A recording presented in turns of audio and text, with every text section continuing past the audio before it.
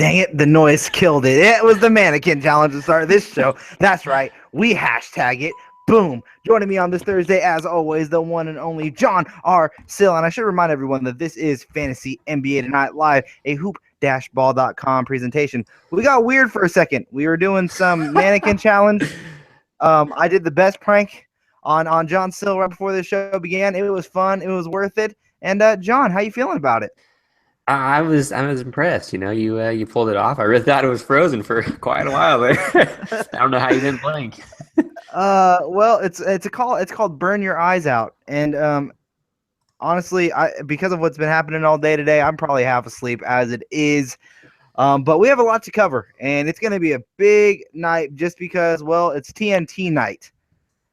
And I love watching these guys, so I love watching inside the NBA. And with it being halftime, I don't think we should waste any more time in any of our listeners and viewers' time, as I'm just buying some time.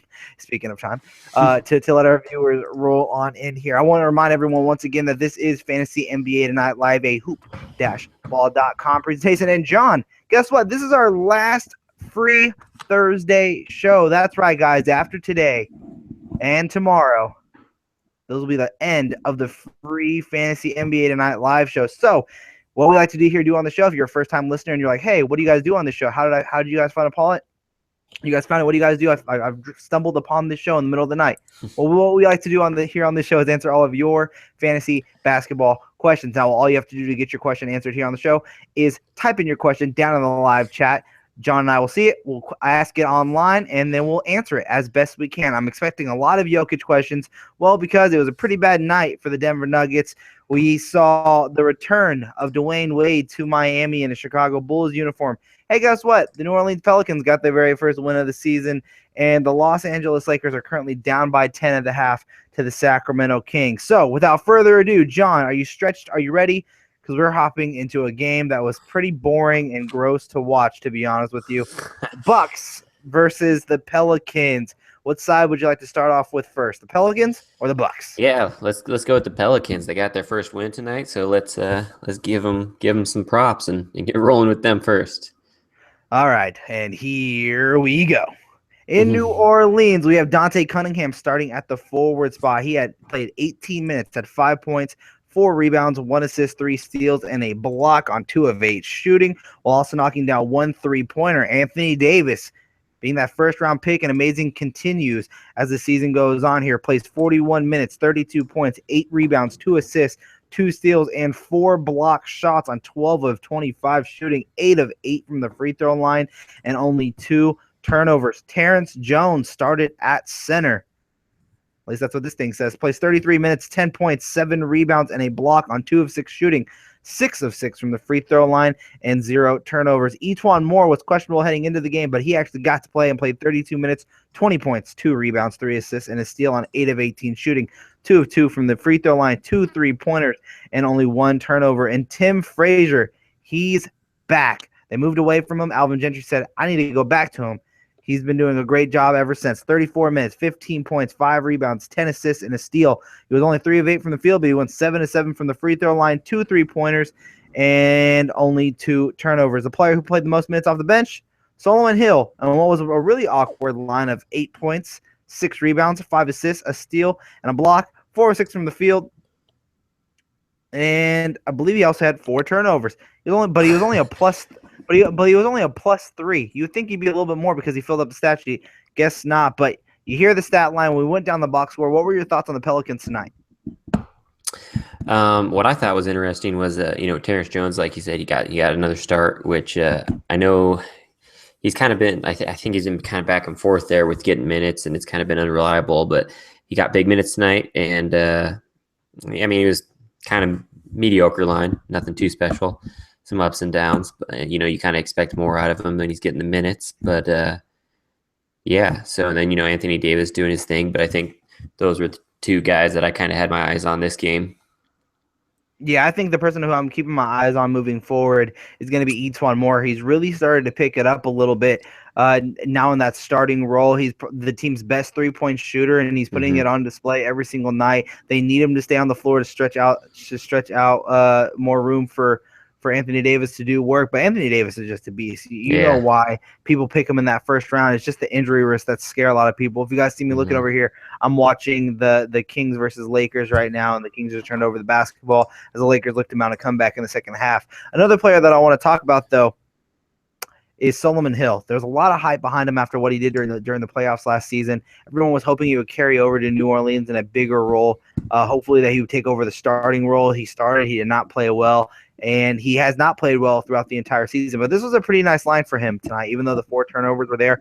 Do you think this can finally start a little bit, and maybe we could see a resurgence?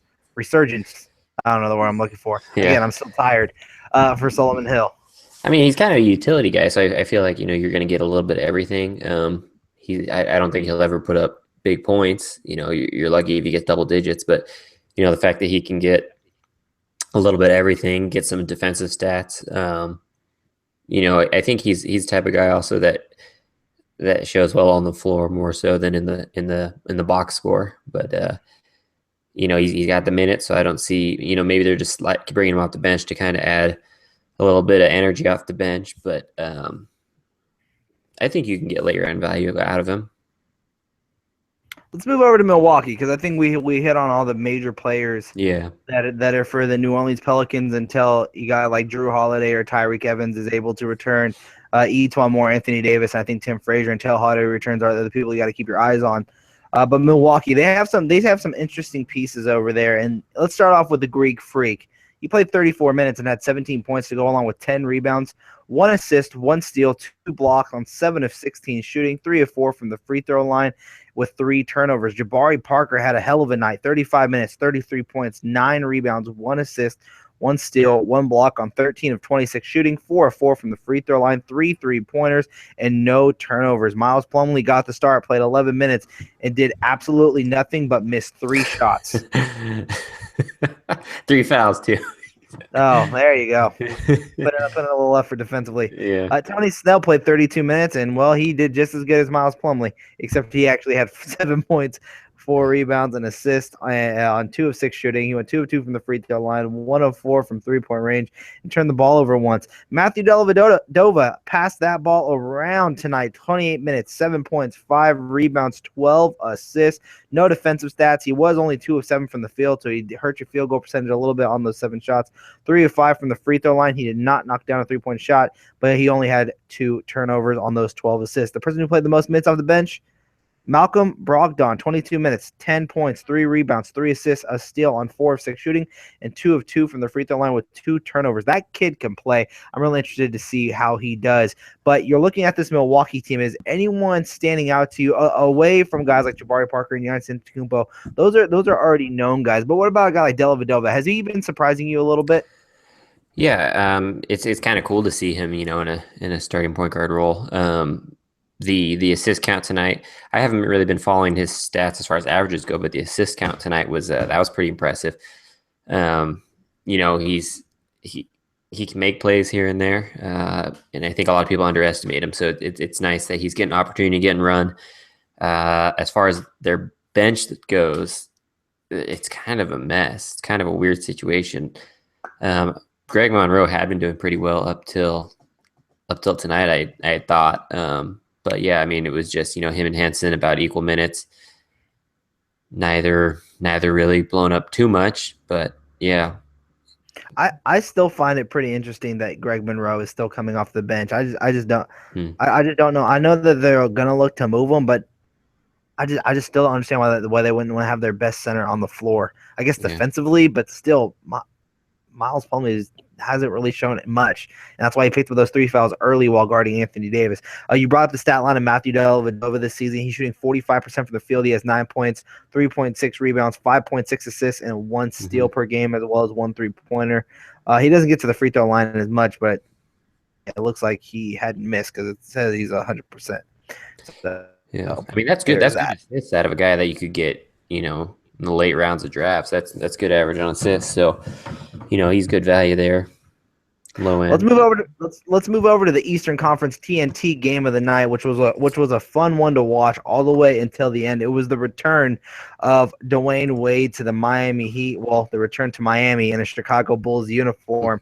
And we'll start off with Dwayne Wade. He played 32 minutes, had 13 points, 7 rebounds, 4 assists, and a steal on 5 of 17 shooting, 3 of 3 from the free throw line. He did not knock down a 3-point shot, and he also had 3 turnovers. Jimmy Butler, who went off just last night against the Hawks, played 37 minutes. He had 20 points, 4 rebounds, 5 assists, and 3 steals on 5 of 11 shooting, 9 of 10 from the free throw line. He did knock down a 3-point shot and had 2 turnovers. Taj Gibson only played 22 minutes. He had 8 points and 3 rebounds and 1 block, and everything else just was not good for a guy like Taj Gibson.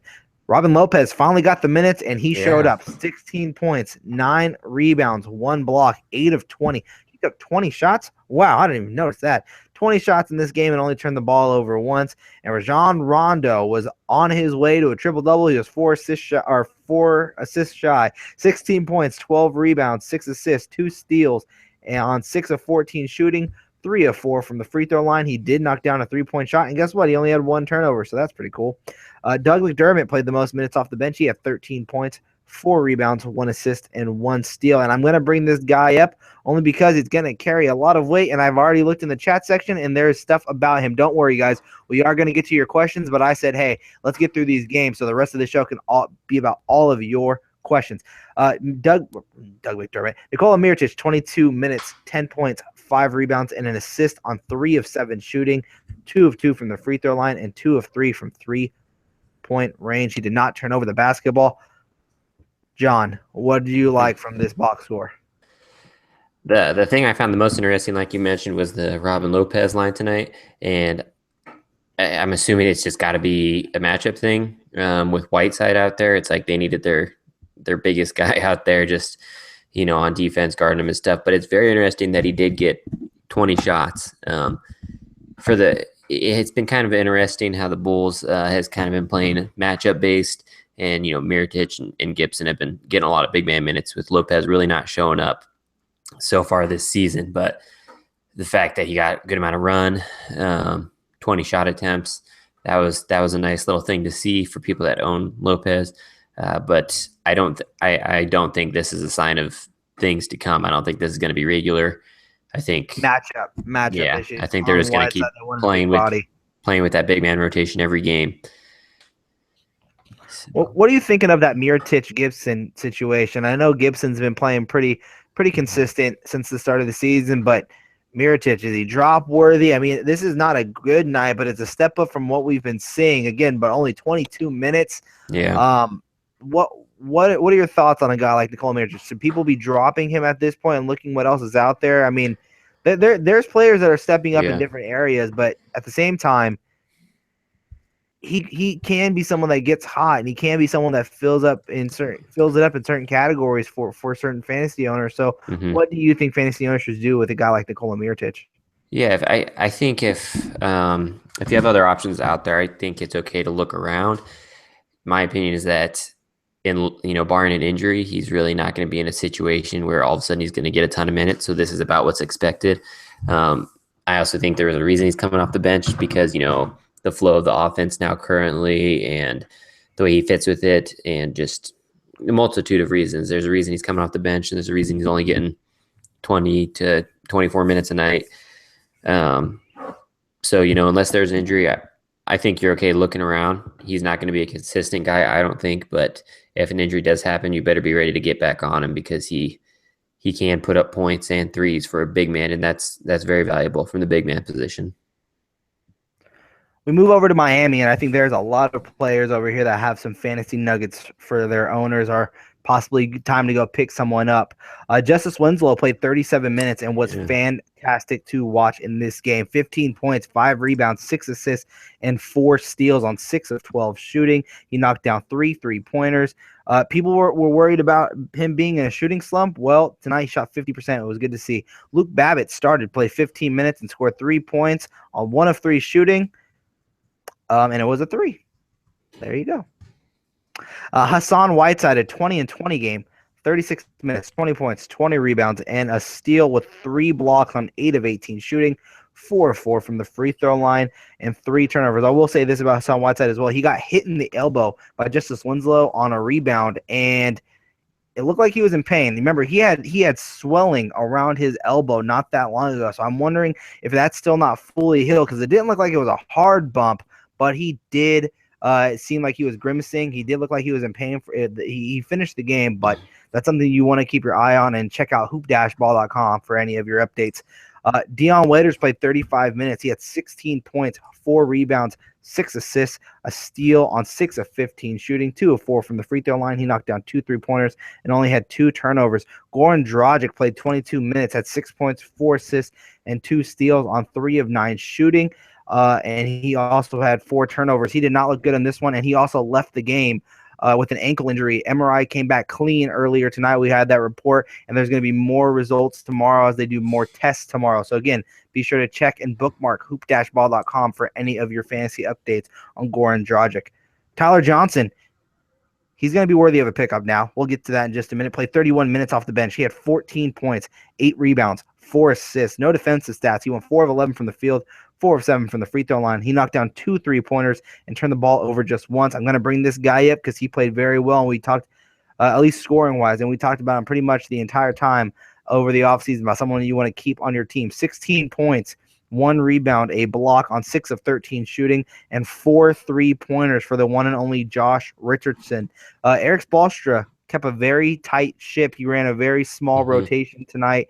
What were some of your takeaways other than, and we'll talk about Tyler Johnson in a second, but other than Tyler Johnson, was there anybody else who stood out to you as maybe someone that, fantasy owners might want to keep their eye on? I mean, like you said, it was a tight ship tonight, so it didn't go very deep, and it's pretty much the usual names. There's not much surprises going on here, I don't think. Yeah, the only thing that's surprising me is that Dion Waiters is still getting this much run. I guess he has been looking decently well through to start the season, and I don't even think that's a real good sentence to say is decently well, but I said it and it worked, and I hope you guys understood what I meant. But I guess we can get right to it. Goran Dragic's now out, at least until we know more about it. But let's say he misses time. Are you rushing after Tyler Johnson right now?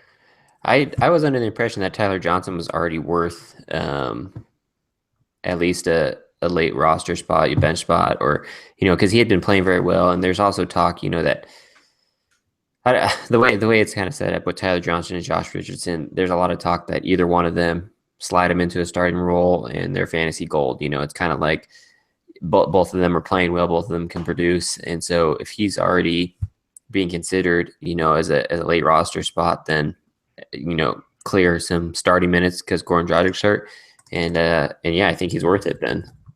Yeah, I mean, I'm looking it up right now. Tyler Johnson's only owned in 55% of Yahoo leagues, and that's why I brought him up as do you have to rush to go after him if he's not already owned in your league? He's post 5th round value already in the season so far, so yeah, I would think so. It seems like it can only be a good thing with him getting more minutes in the short term at least.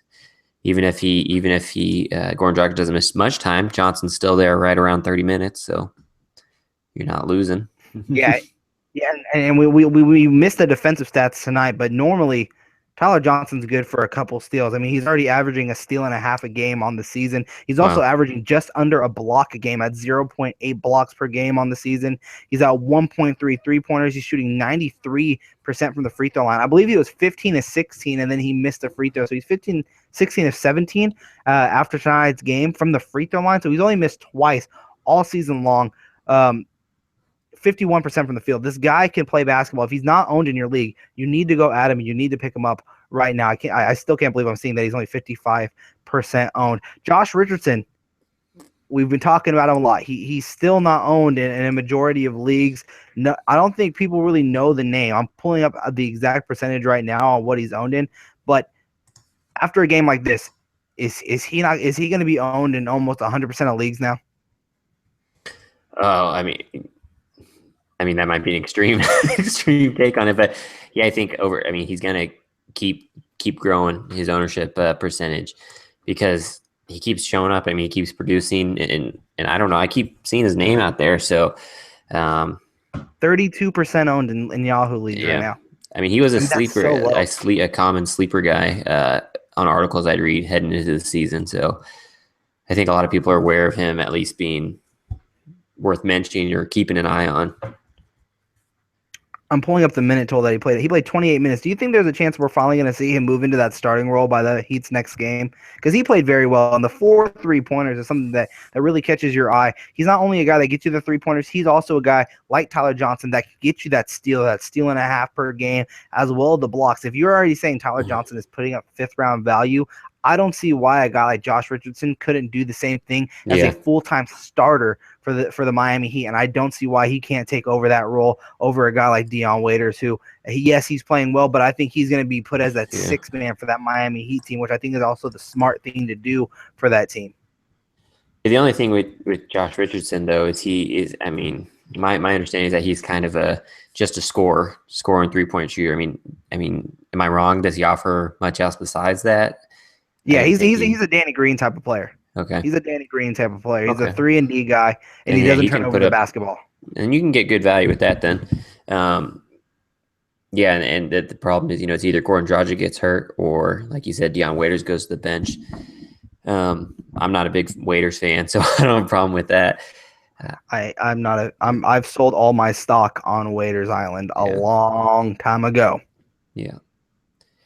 Let's move on to the game that has been the highest scoring game of the night, at least for tonight so far. The Kings and Lakers are still going on right now as the Lakers are mounting a comeback, have cut the lead down to 6 and can cut it down to potentially 4 after another Kings turnover here.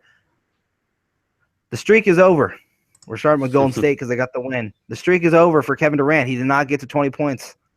He's tied with Michael Jordan for 72 games, consistently getting 20 points or more. He finished the night, though, 29 minutes, 18 points, 9 rebounds. 9 rebounds, 5 assists, 1 steal, 2 blocks on 8 of 16 shooting, 2 of 2 from the free throw line. Surprisingly enough as well, he didn't knock down a 3-point shot in this game. That's something rare that you don't see from Kevin Durant on a nightly basis. Draymond Green played 28 minutes. He had 13 points, 9 rebounds, 5 assists, 3 steals, no blocks. He was 4 of 7 from the field, 2 of 2 from the free throw line, 3 of 4 from 3-point range. It looks like Draymond took away those 3-point shots and only 1 turnover for both those players.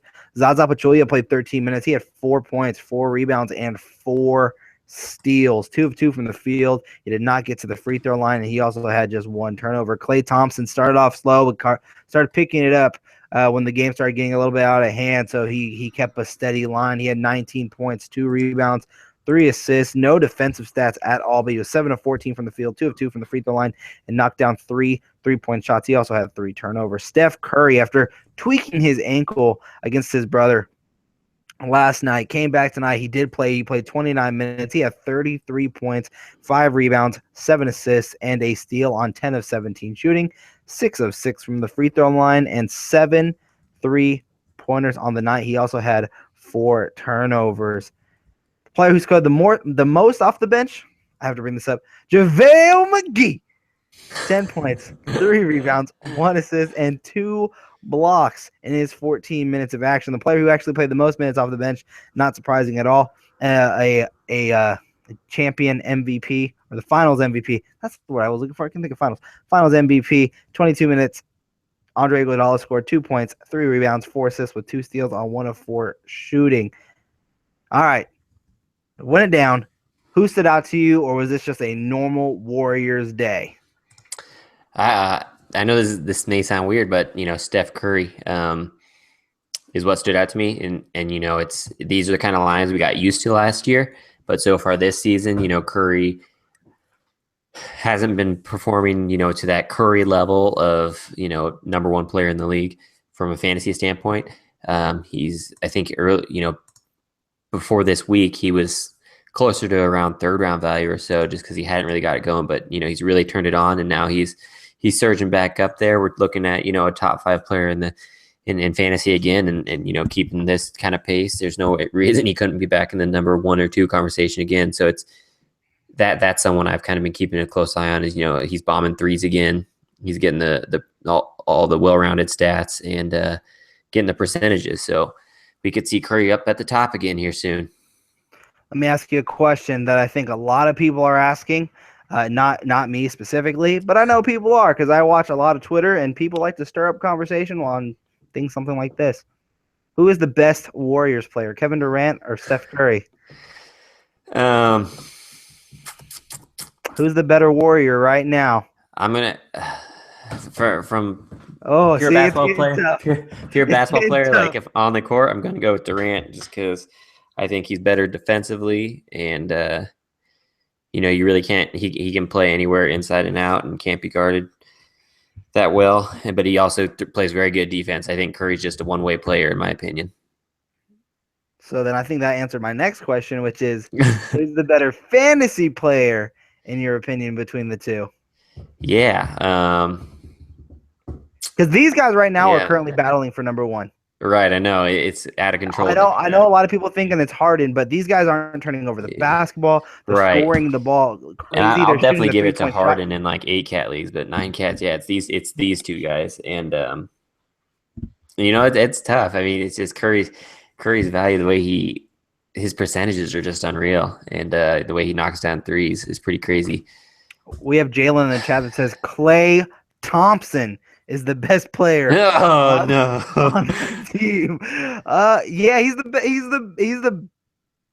the best role player I've ever seen on that team. Does that mean he's a former All-Star? I do. I love. I've been a follower I'm a of Clay huge fan since of he Klay was Thompson. a rookie, and I was kind of actually disappointed to see him taking the hit out of anybody here. He said, "Just kidding, just kidding." He said, Okay. "Just kidding." Yeah. No, but I'm serious. At least he didn't say I love Klay Zaza. Thompson. Hey, I'm telling you right now that he's on the Warriors, it would not surprise me if Zaza Pachulia makes the All-Star team. Remember, he was this close to making it from fan voting. This close. He had a good Also, season last Jalen year. said, "Don't forget Game 6 against OKC." Yeah. I bet you Durant hasn't I don't think forgot about anybody. that Yeah, I don't either. think he'll ever forget that. I still can't. I don't like that Durant went to the Warriors. Not because I don't care that he's there. He was a free agent. He can do what he wants. The mindset. You could have. Oh, I'm not going to get into it. Let's move to the other side, where I think we're probably going to get a lot of questions about one or two of these certain players. But let's go ahead and dive right in. Danilo Gallinari started, played 26 minutes, 11 points, 1 rebound, 2 assists on 2 of 9 shooting, 6 of 7 from the free throw line, 1 3-pointer, and 2 turnovers. Nikola Jokic only played 18 minutes, 4 points, 3 rebounds, 2 assists, a steal on 1 of 5 shooting, 2 of 2 from the free throw line, and he shot 3 3-pointers. He did not turn over the basketball. 16 minutes for Yusuf Nurkic, who finished with 9 points, 3 rebounds, a steal, and a block on 4 of 5 shooting, 1 of 2 from the free throw line, but he also had 4 turnovers in his 16 minutes of action. Gary Harris, 18 minutes tonight, 11 points, 2 rebounds, 3 assists on 5 of 7 shooting. He missed both of his attempts from the free throw line, but he did knock down a 3-point shot, and he also had 2 turnovers. Emmanuel Mudiay, surprisingly, was arguably the best starter.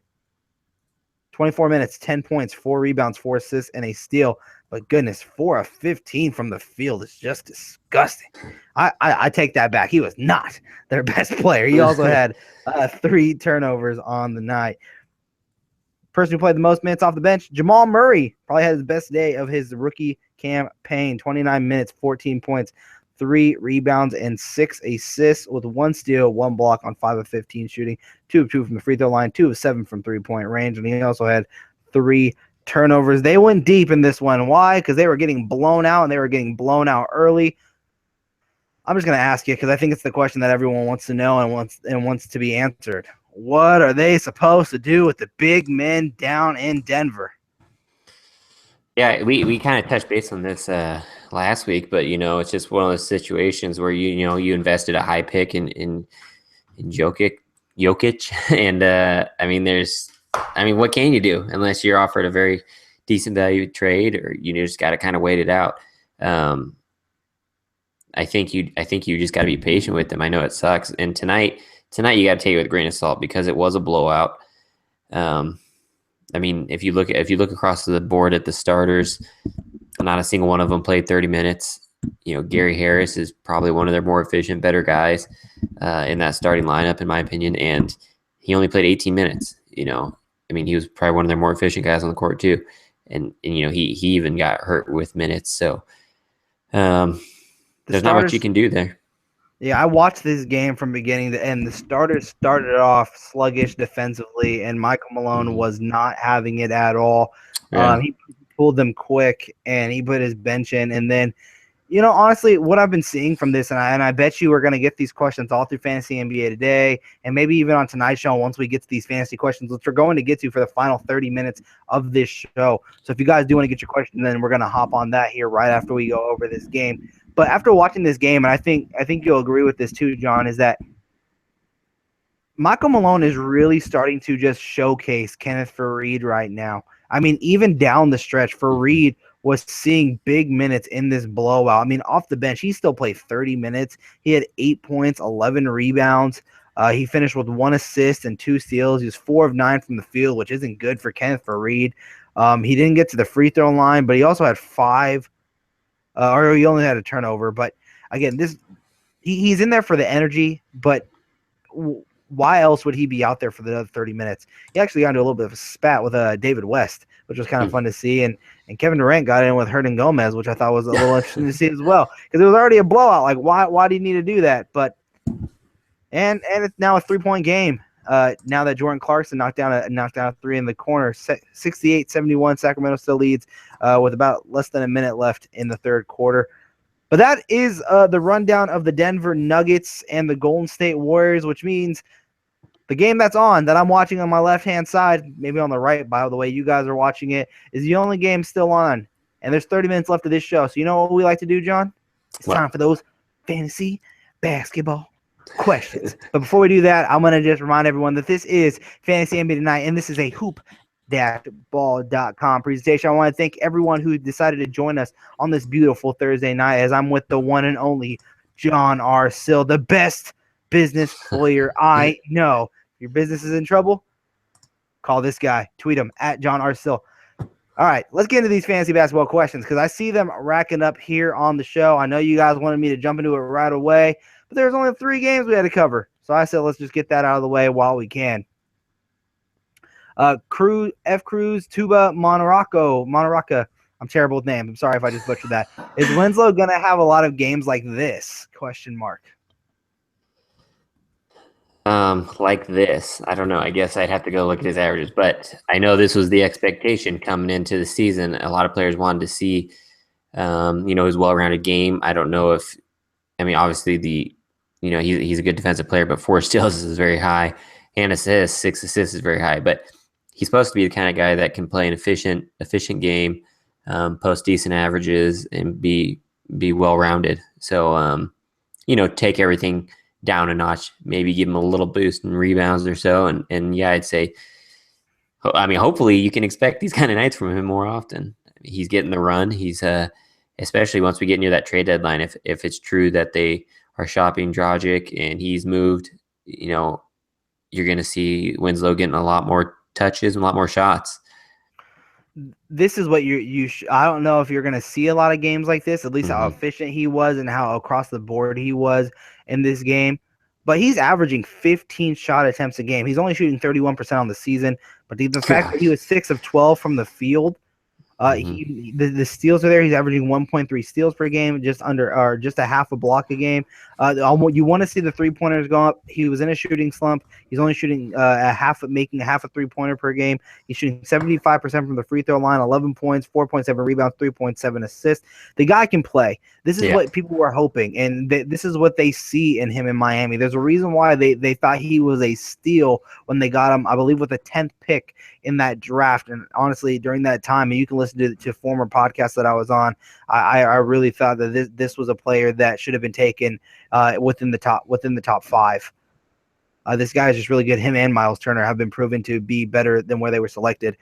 But again, this guy is going to have every opportunity and have ample opportunity all season long. And I think his value just goes up even more, just as much as Tyler Johnson and even a guy like Josh Richardson with Goran Dragic out, because he was the guy who was handling the basketball late in this game when Dragic did fall out of the game. So, yes, I think you're going to see a lot more games like this, just not on a consistent basis. Yeah. That field goal, now that you mentioned that, his percentage, that bothers me, with that many shots getting that low. Because even last year as a rookie, it's a little bit more excusable just because, maybe he wasn't getting as many consistent touches and minutes, but he still was shooting 42%. And you'd hope when a regular role, he would be a little bit more consistent. So if he can get back to at least 42 to 44%. Let's hope that that would help his value out a lot. Jalen asked, Josh Richardson a must pickup now? I think he's been a must pickup. I think he was a stash, and I think he's proving that with his early goings in this game. What if it comes down to Tyler Johnson or Josh Richardson and you only have one spot? Where are you going, Vince?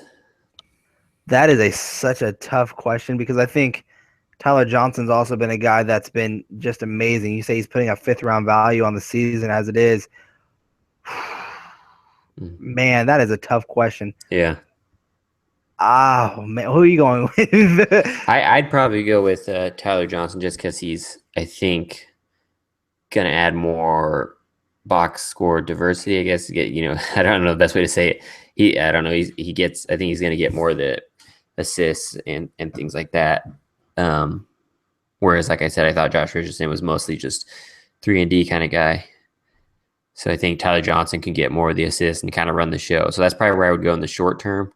And also, I think he would be the guy to step in at point guard, starting point guard. Josh Richardson would still just have to be behind Deion Waiters for the foreseeable future. I mean, Tyler Johnson's only averaging 1.8 assists, and last year was 2.2. Yeah, so I don't see the assist numbers truly being there, and I don't see how Josh Richardson, with how much promise he showed at the end of last season, to be able to be a guy who also gets 1.5 steals, and that's what this Miami Heat team has been needing. They need another defensive player.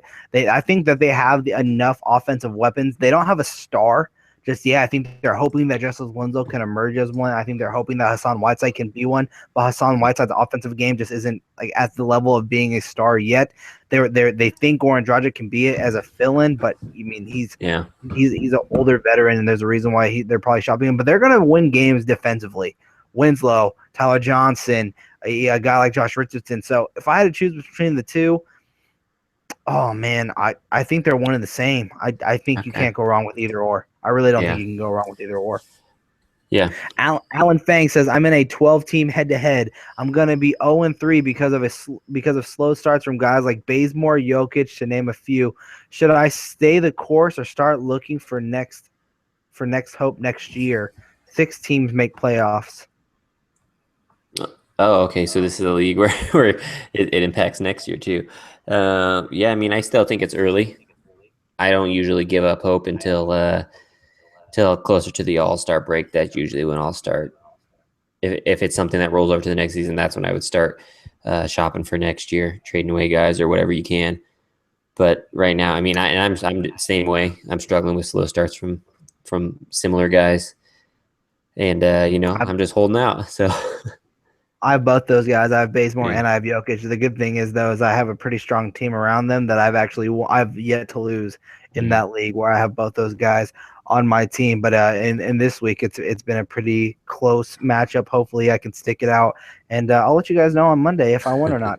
There you go. Fun fact. Yeah, I think you guys stay the course, though. The Jokic shows so much promise, and there's a reason why we've been so high on him, why everyone's been so high on him. Those end of the year numbers last season, I do not think were a fluke.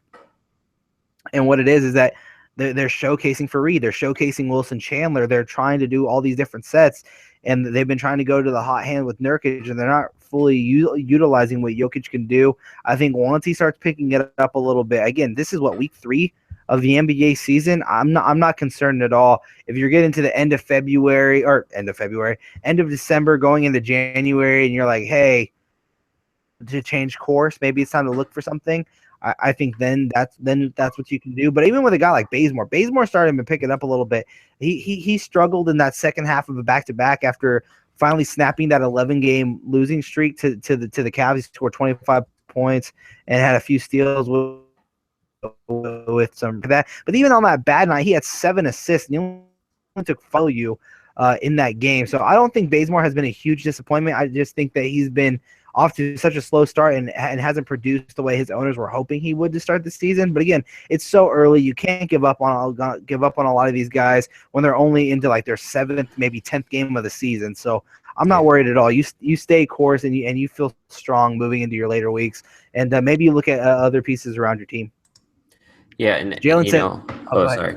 I was gonna say on the note of being patient, just as a rule of thumb, I know in fantasy football, a lot of times the comment is 3 weeks. That's what you want to give guys.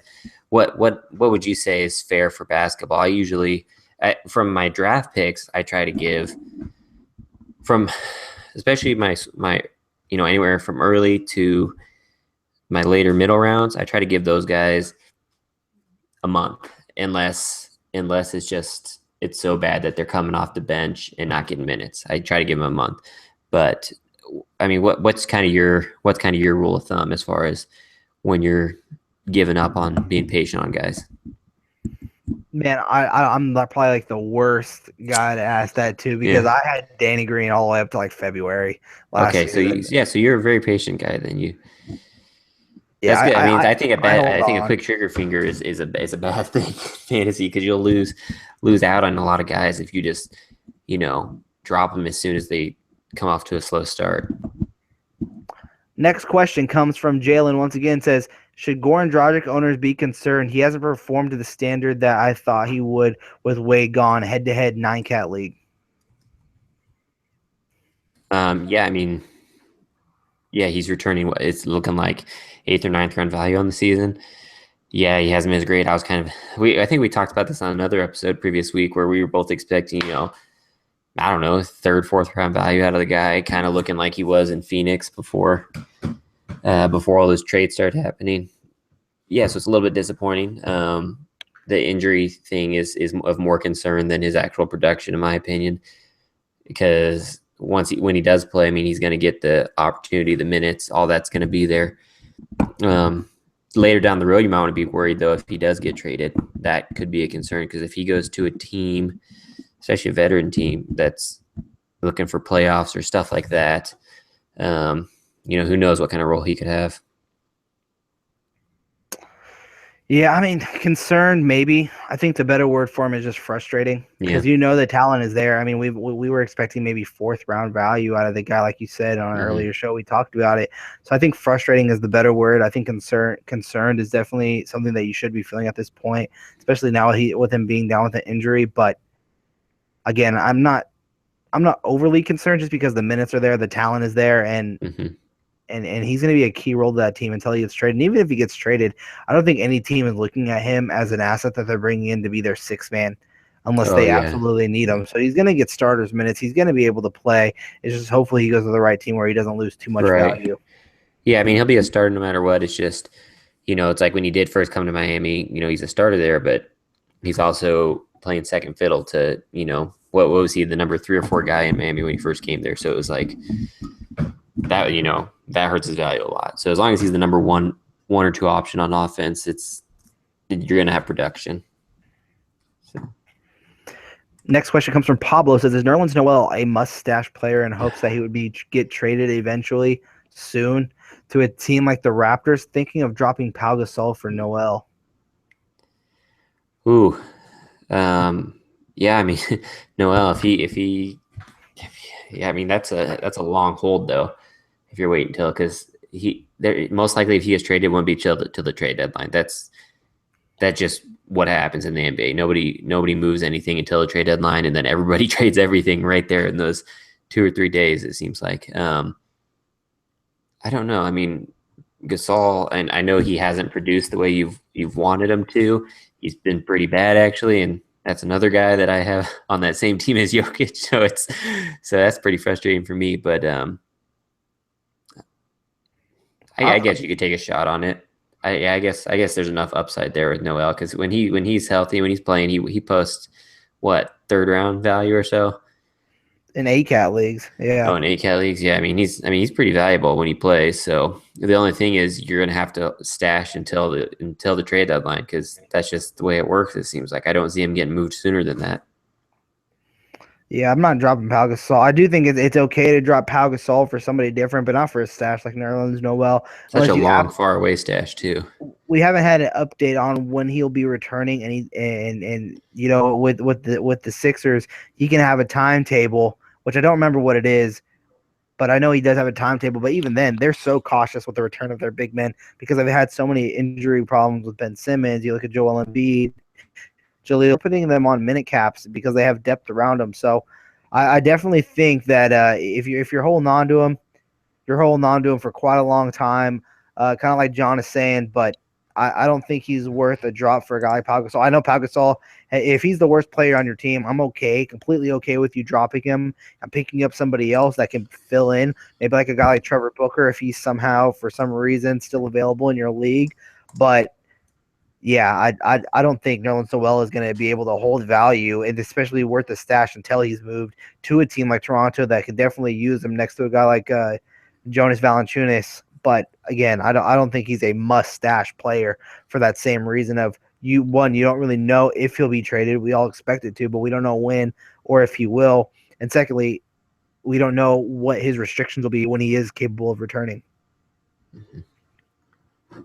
Tom asked the next question, says, should I drop Kilpatrick for Winslow, Danny Green, or Alex Len? Mirotic open too, but I can't deal with him, that bum. I'm from Chicago. Then he does this. Then he does the emoji that goes. But should he drop Kilpatrick for Winslow, Danny Green, or Alex Len?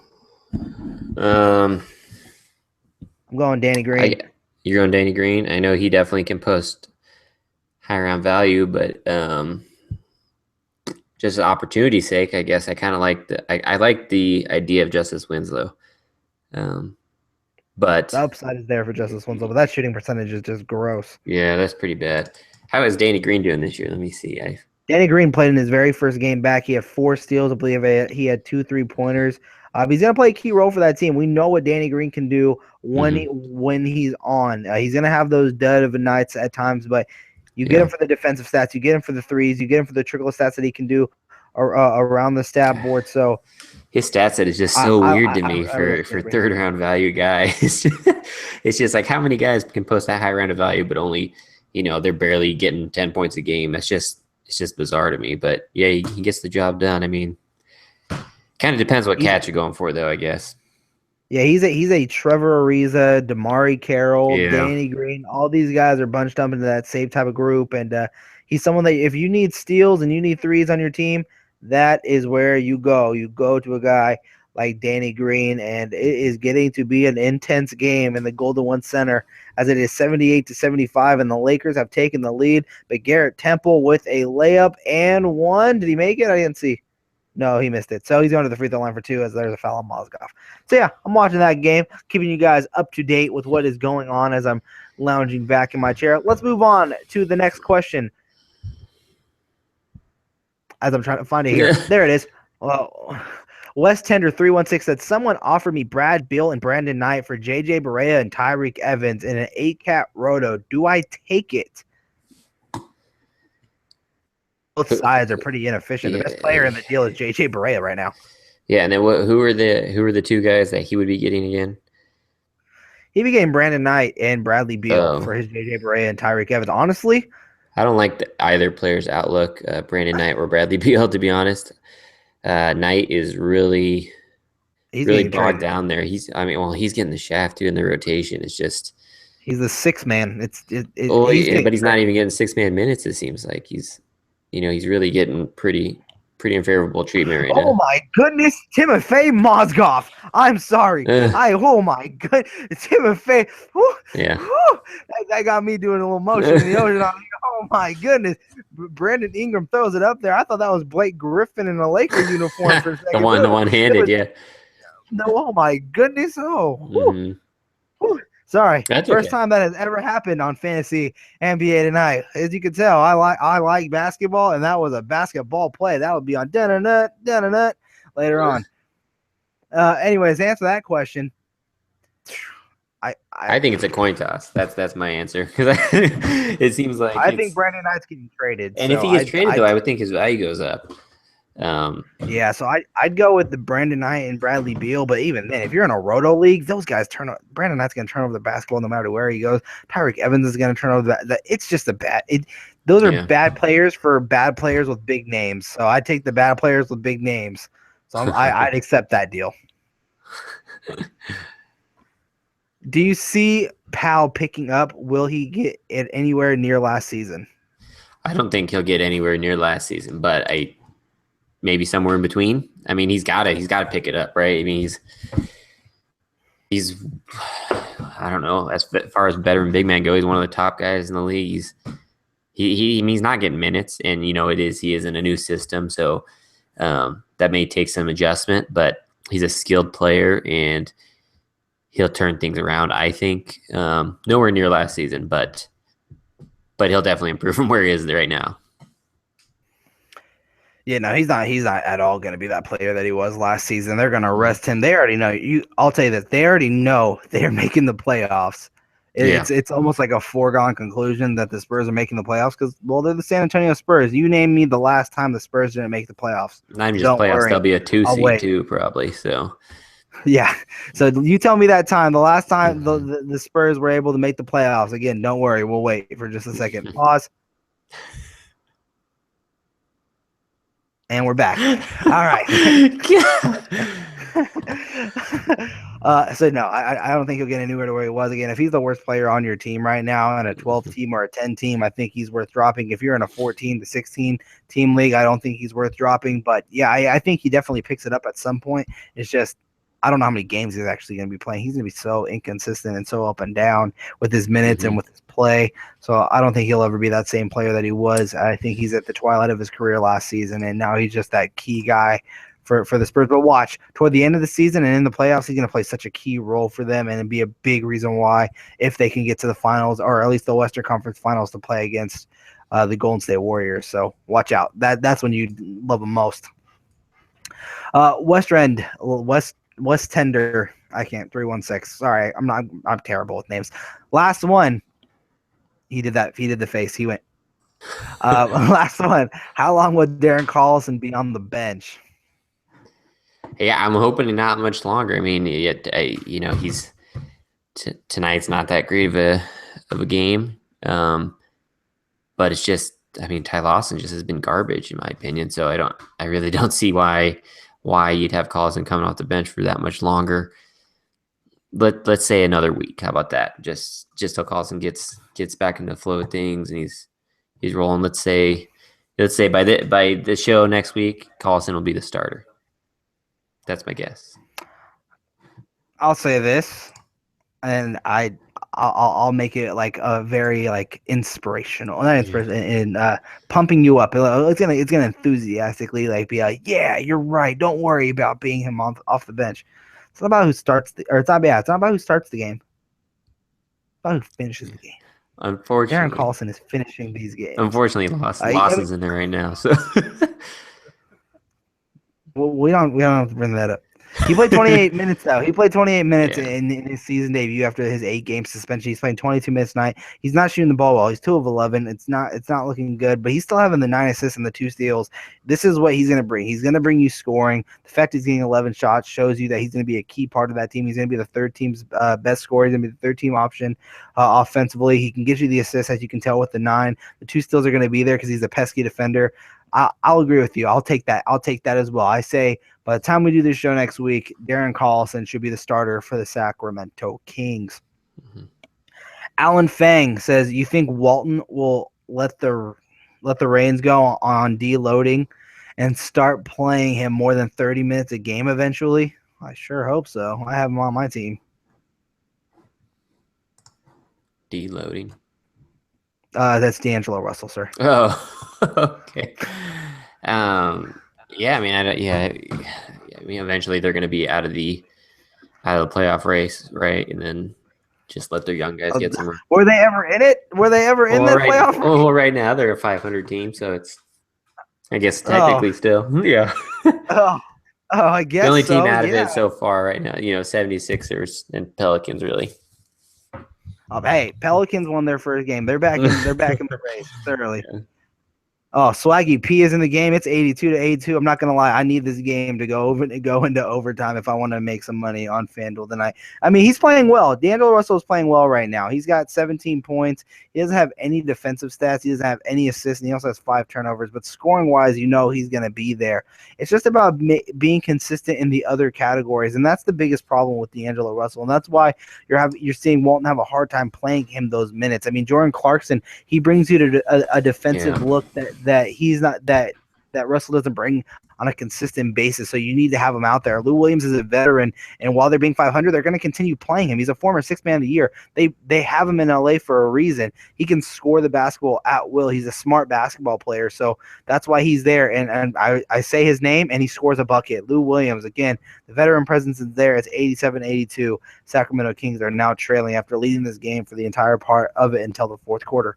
So, again, that's why you're not seeing the 30 minutes. Is he going to get there at some point? Yeah, I think he's played well to start the season. He scored in double digits in every single game this year, I think, except for just one. So he's definitely someone that you're going to want to have on your team, and his rest of season outlook is good. But I think there's just so much to offer from all these other players right now for Walton, at least from a reality perspective, of why you're not seeing him get 30 minutes a night. Unrelated to today's games, from Jalen, says, but Avery Bradley has been producing more than I expected when I drafted him. Is it time to sell high? Do you think he continues to sustain his high level of production? Yeah, this is another guy we touched on a little bit last week. You know, I'm pretty high on Bradley. I've got him in one of my leagues, and I drafted him pretty late. So I was pretty excited with how he's been producing. Do I see him keeping up this pace? I mean, I don't see him returning second-round value on the season. No, that's just a huge jump. And so if I had to have a bet on it, I'd probably go with the under on the second-round value. But, I mean, big minutes, he's getting huge minutes. And, you know, everything, shots, and he's just producing a ton. But and he's a pretty high, though. Yeah, so it depends how high we're talking. If you're going to get somebody that's going to return that second round value on the season, then yeah, I could see that. I would do that. But somebody that's maybe fifth or sixth round, I might take my chance and stick with Bradley at that point. Yeah, I think it just depends on what you're being offered. I don't know about selling high. Because I don't know. I mean, yeah, this is technically if you're going to sell high on a player and you don't think he's going to sustain value, and again, I don't think he's going to be where he's at all season long. Yeah. But I do think he's not going to drop. His drop off is going to be quite as big as people are thinking it could be. Because I've been seeing a lot of people trying to sell high on Avery Bradley for what he's been. So, where do you see him finishing? And I see him finishing in late third, early fourth round value, which is all just right. Fine. I mean, he's going to get you the fence stats. The steals are going to be there. He's going to be playing a key role to that Boston Celtics team all season long. It's I guess this would be the perfect time to sell high on his second round value. It's just, what are you trying to get in return? Because I don't think you can send out any crazy trade offers and expect to get it just because of the name Avery Bradley and the stats that he's putting up right now, unless you're a really good salesman like I am. Yeah.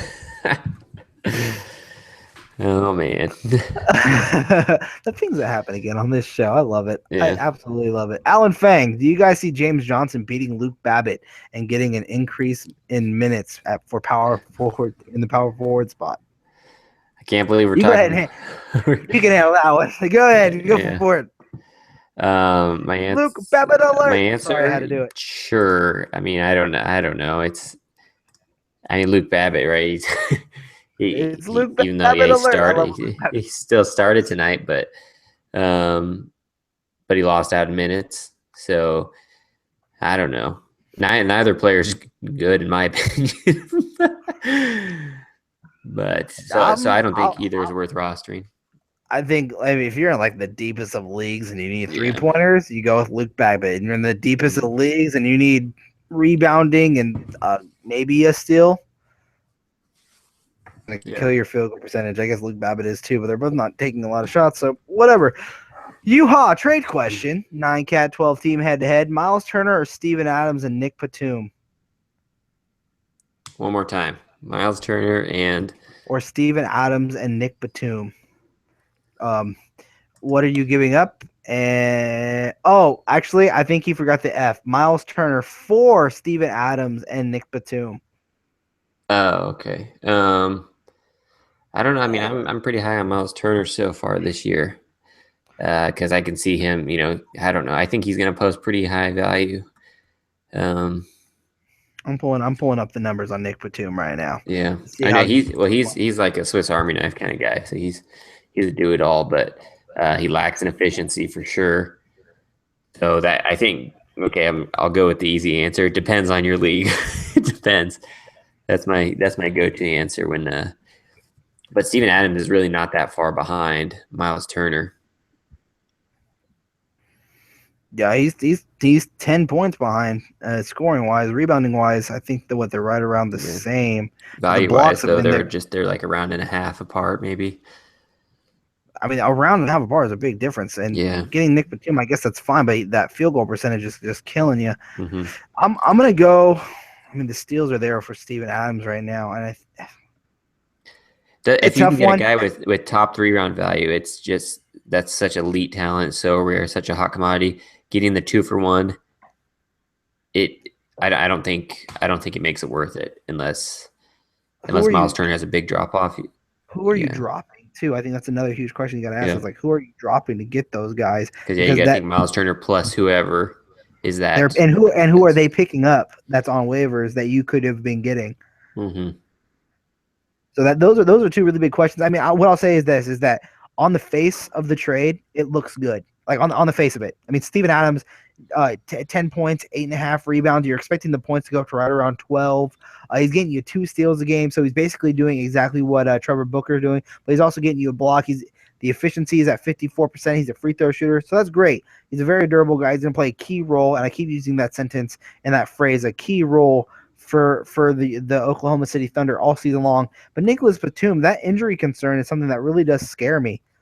Like he doesn't play full seasons. He's a guy who does get injured and takes time off. Mm-hmm. So that's something that you have to take into consideration when doing that trade. But I mean, on the face of it, if you need a Swiss Army knife type of a guy, and you need someone who gets you assists, a couple steals, and maybe a 3-pointer in a game from Nicholas Batum, I say why not? It's worth it. But I mean, if you want the upside of what Miles Turner can be, I believe he's already averaging 18 points now because he's had a couple of down games. And I can pull those stats up if you guys absolutely need me to. But the blocks, I think, are going to continue to be there. I think he's going to start knocking down some 3-point shots this season. We've actually already seen that from your center position. I mean, you can have Miles Turner and another piece off of the waivers right now. I mean, that's just as good as what you could be getting with Steven Adams and something else. I know Nicholas Batum is a big name, but the efficiency is just is bad right now. Miles So Turner has pretty elite blocks, so and that's like a rare commodity in fantasy is blocks. They're very valuable. We move on to the next question. I want to thank everyone once again for joining us here on Fantasy NBA tonight as we are over our limit. But, I'm having so much fun while also watching this Kings game. I think we can go a little bit longer to make sure that we're answering every single one of your guys' fantasy basketball questions. And in the next one, it's from Movie Dude, and he says, I'm desperate for a point guard. Am I crazy to take Schroeder for DeAndre Jordan? Dennis Schroeder for DeAndre Jordan. Are you crazy? Yeah. You should, if you accepted it, I think I don't think you're crazy because you asked about it, but I would think about checking you into that place from One Who Flew Over the Cuckoo's Nest. And if you guys haven't read that book, it's a good one. Go check that one out. But I don't think Schroeder brings back the value that you can get for a guy like DeAndre Jordan. DeAndre Jordan's going to be an elite rebounder, an elite blocker. The free throw percentage is terrible, but he gets you a nice field goal percentage where Schroeder, he's Reggie Jackson. He doesn't get you that many steals, but he's supposed to be getting you the steals. He's a chucker. His field goal percentage is going to be up and down. He'll get you the assists, but not a consistent 9 assists or 8 assists. He's going to be up and down all season long. I'm expecting a Reggie Jackson type of player, so no, I would think that you can get a way better point guard than Dennis Schroeder for a guy like DeAndre Jordan if someone absolutely needs rebounding and blocks. Yeah, I think you answered that pretty well. For a side note, I really like Reggie Jackson, but I do also know of his his areas of weakness on the stat sheet. So, Schroeder really hasn't come along as strong as I expected this season. I think as a lot of people expected this season, he hasn't been as great. So, as long as you're punting free throw, you might as well keep Jordan. I'm going to tell you guys right now, I'm very disappointed in myself for one reason and one reason only. I was at a total of $150 and I'm down to $6 and I played $7 today on FanDuel and I just want to break even. Can I at least break even? I don't want to lose it. I was up at $150, and freaking Julius Randle's and Jokic is just sucking. Whatever. We'll move on to the next question so I can cry later. Jalen says, "Movie dude, is Drew Holiday on your waiver wire?" I mean, that's true. If he is, then go after it. Movie dude says, "Not at all." Dang, I got lucky and picked him up recently due to his injury. They're talking to one another. It's a 12-team non-cat Yahoo. So anyway. You're just gonna sit there and read their chat. I'm going down the chat board. I'm having the conversation with you guys. Come on now. This is what we do. We're having fun. Terrence Jones finally got some love from Gemtree. This is from Alan Fang. His numbers should be going up now. You'd hope so. We mentioned it earlier when we went over their box score, but yeah, I mean he didn't show up that big tonight. But how much time you got left on your game and your screen over there? I don't know, and I don't care. I'm looking at my FanDuel. You're looking at FanDuel. Okay. I'm looking at FanDuel. As long as I either break even, I'm good. I hate when I lose on FanDuel. That's the thing that irritates me because it's like I put so much time and effort. Speaking of that, and I think this is a good time to once again do the final plug for the site. And because I keep looking at the DFS, and we can talk about DFS here on the show, guys. It is Fantasy NBA Tonight, and this is a hoop-ball.com presentation. But as of right now, this is the final week for the free preview of the premium subscription. And in this premium subscription, and John, you let me know if you're actually seeing some of this stuff, and if you play DFS at all. I don't know. Actually, no. I don't think I've ever asked you if you play FanDuel a lot. I have in the past. This season, I haven't dealt with it at all. So, just been kind of busy with work stuff, so I haven't really had time to put into DFS because DFS really is, in my opinion, on a day, it's daily, right? So it's more time consuming than your regular fantasy basketball. So it's time consuming, it's more strategic, but we love to help you guys. We want to help you guys make a lot of money in doing so. At least we try as best as we can. And the one thing I will say is this: on hoop-ball.com right now, we have Brett Squirrels. I can't pronounce his last name. Squires, who actually writes a DFS article every single day. But for the premium members, we actually have a made database from our own John Schifferly, and I've never seen this analytic thing that they've put together, but Aaron has, John have. They've been working on it as well as they've been working as the play sit tool. And I'm telling you this right now, it has been hitting on a lot of players. The reason why I won a PlayStation 4 on FanDuel, key reason of it was because of this thing that was unleashed, because of Schifferly's picks, because of his database. The next night, he had a guy like Kemba Walker on his list, and Kemba Walker was owned in a total of 13% of leagues. He put up a 50 FanDuel point night. He had Tyler Johnson tonight, and look what Tyler Johnson did. He filled in. He doesn't predict an injury is going to happen, but he predicts that these players are the ones that have the potential to have a good night, and they're hitting. And you have to take that into consideration. What was that? He's cracking the code. The code, and we're giving it to you guys for only $19.99. So you guys go get that today. $19.99 for a premium in-season membership. And if you use promo code SWISH, you actually get 15% off of that. After this week, it turns to $29.99. That's still cheaper than any of the big box sites. So we're still very happy with that value. But still, the fact that you're getting it for $19.99 and with 15% off if you use promo code SWISH, it's a huge steal. And again, I just wanted to bring that up and give a shout out to John Schifferly for what he's done, because these plays, some of these I'm like, really?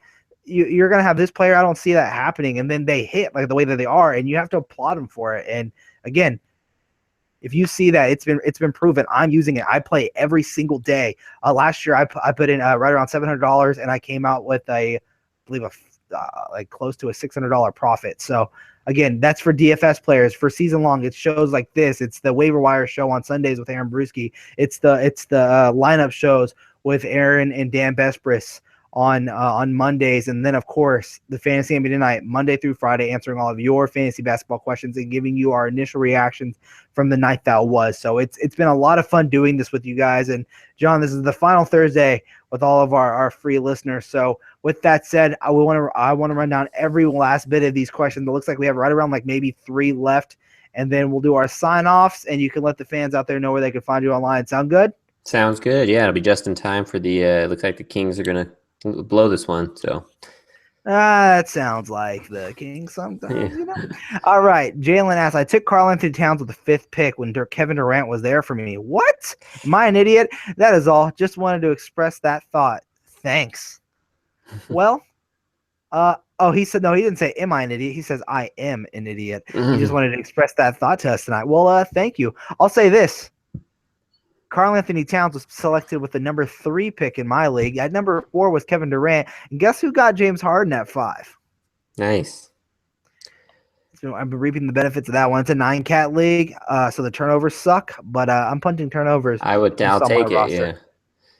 Punting turnovers. So Mark D. Spark says 14-team, 9-cat free throws made instead of free throw percentage head-to-head. Someone offered DeAndre Jordan and Kemba for my Whiteside and Booker, except I would take that. It was what more time? Jordan. He has Jordan and he was offered DeAndre Jordan and Kemba Walker for his Whiteside and Booker. I think I'm taking Kemba Walker. He's the best player available in that deal. You're getting the blocks back with DeAndre Jordan, so I'd take that deal.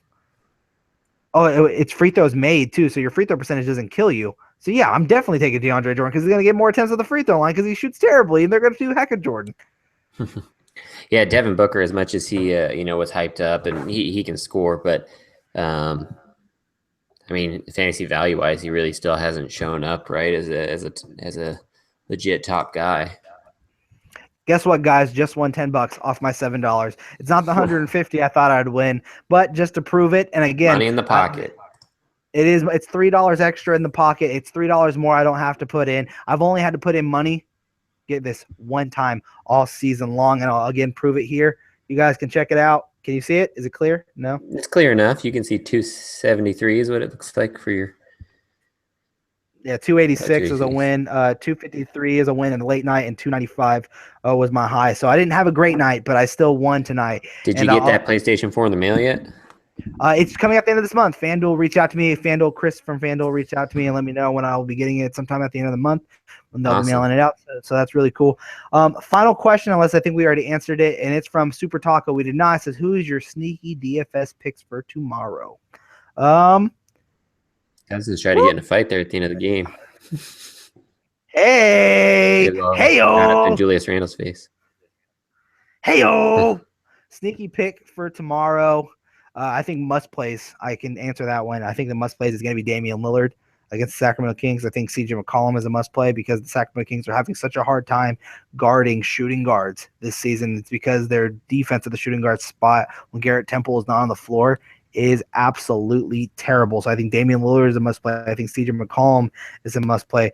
Portland has no way to stop DeMarcus Cousins. So DeMarcus Cousins becomes a must play. So then you're building around that. I think a sneaky play that you can look at, I think is going to have to be J.R. Smith, which makes it not a secret anymore, and also C.J. Miles. But I'll say this as well.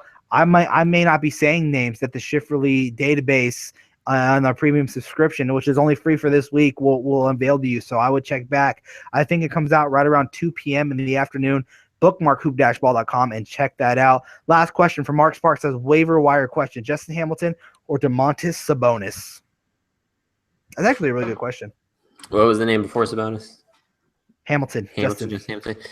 Sabonis has been playing well. If you need assists, I'll say this. If you need an across-the-board, like little sprinkles across the board help, I think Sabonis is that guy. But I think Justin Hamilton has standard league value as it is right now because of his ability to rebound and to score points. So of the two, if you have the choice, you're going with Justin Hamilton. But if you need helps and like 8 points, 4 rebounds, 3 assists, he's also knocking down, I believe, 1.3 3-pointers after his disappointing game, but he's still knocking down the 3-point shot and he hits free throws. I think Sabonis is someone that you're looking at, but it also depends on the size of your league. At 14 team, I think both those guys are definitely worth owning on your in your league if you're a 14-team 9-cat league. Yeah, I think Hamilton will get decent minutes second half of the season too, especially when they start. I mean, they're struggling pretty bad, and they always get injured. So throughout the course of the season, I think he's going to get that opportunity. I'm so surprised by the start of the Brooklyn Nets. I mean, they're playing well. I'll say that, and you have to applaud for how well they've been putting in effort, even with the injuries. They're not as bad as people thought they would be. If you got Trevor Booker is the Marvin Williams of this season. I think it was Eric Ong who told me. I can't remember the exact person who said it. Was it you? Were you the one who told me that? No, I don't. I never said that. No, but he has been doing well. Eric, I think it's going to be Eric Ong. He's averaging 2 steals a game. Trevor Booker is. He's basically getting you a double-double for good free throws, good percentages for your big man. So I like that. But that has been our show. We went 16 minutes over time. I want to appreciate every single one of you guys who were able to join us here on Fantasy NBA tonight. John R. Sill, where can the fans find you online? What can they be expecting from you? And, hey, how can they contact you if they need a business lawyer? Well, here comes the shameless plug. Yeah, I mean, if you want to find me regarding fantasy basketball stuff on Twitter, you can find me at John R. Sill, John with an H. If you really do want to reach out for a business attorney, I do have a website, sillawoffice.com. So there it is. All while Vince laughs at me.